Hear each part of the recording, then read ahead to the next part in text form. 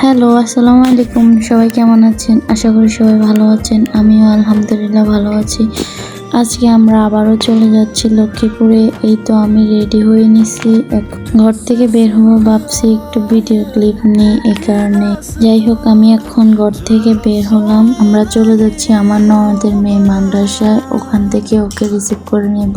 আমরা ওর ছুটির টাইমে গেছিলাম যেন ক্লাস মিস না হয়। আমরা আজকে যাচ্ছি মূলত পাসপোর্ট অফিসে। আবার আগের বার যখন গেছিলাম তখন আমাদের কোনো কাজে আসে, তখন ও একদিন মাদ্রাসায় যায়নি।